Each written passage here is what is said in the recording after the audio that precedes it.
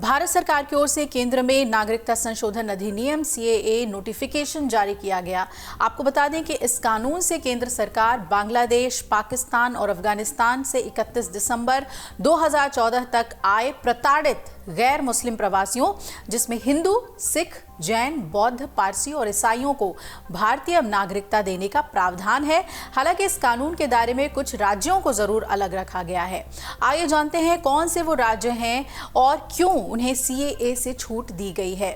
आपको बता दें कि कई मीडिया रिपोर्ट्स के मुताबिक सीएए को पूर्वोत्तर राज्यों के ज्यादातर जनजातीय क्षेत्रों में लागू नहीं किया जाएगा।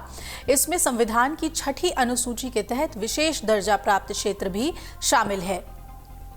अब लागू हुए सीएए कानून को उन सभी पूर्वोत्तर राज्यों में लागू नहीं किया जाएगा जहां देश के अन्य हिस्सों में रहने वाले लोगों को यात्रा के लिए इनर लाइन परमिट यानी कि आईएलपी की जरूरत होती है। परमिट लेना होता है। आईएलपी अरुणाचल प्रदेश, नागालैंड, मिजोरम और मणिपुर में लागू है।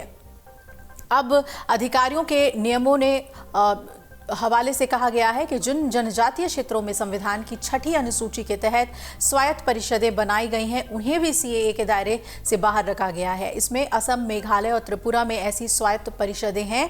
और गृह मंत्रालय की तरफ से जारी नोटिफिकेशन के मुताबिक पाकिस्तान, बांग्लादेश और अफगानिस्तान से आए गैर हिंदुओं को सबसे पहले खुद को इन तीनों देशों में से किसी का निवासी साबित करना होगा कि वो वहाँ के सिटीजन हैं, और इसके लिए वो वहाँ के पासपोर्ट, जन्म प्रमाण पत्र या वहाँ के कोई भी शैक्षणिक प्रमाण पत्र, वहाँ की सरकार की तरफ से जारी किए गए किसी भी तरह के प्रमाण पत्र या लाइसेंस, जमीन के दस्तावेज समेत कुछ ऐसे कागज आपको दिखाने पड़ेंगे जिससे ये साबित हो जाए कि आप पाकिस्तान, बांग्लादेश या अफगानिस्तान के प्रताड़ित गैर मुस्लिम शरणार्थी हैं।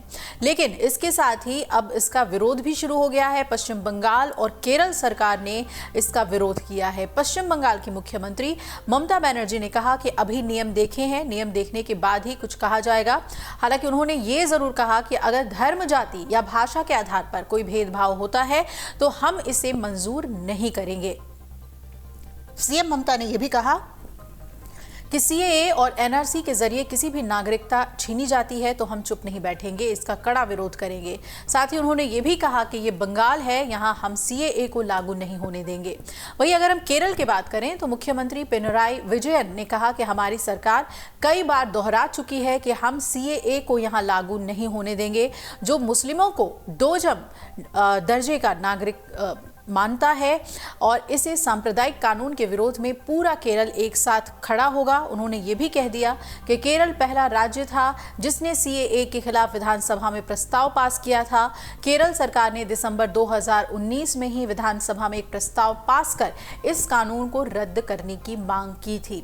अब आज दिन भर नजर बनी रहेगी, खासतौर पे पश्चिम बंगाल और केरल पे, कि उनके तरफ से क्या प्रतिक्रिया आती है सीएए को लागू करने को लेकर और किस बिना पर वो पूरी तरीके से इसका विरोध करेंगे या इसे रद्द करने की मांग करेंगे। अगर आप ये वीडियो YouTube पर देख रहे हैं तो हमारे चैनल को सब्सक्राइब करें और बेल आइकन को दबाना ना भूलें। अगर आप Facebook पर ये वीडियो देख रहे हैं तो हमारे पेज को लाइक करें।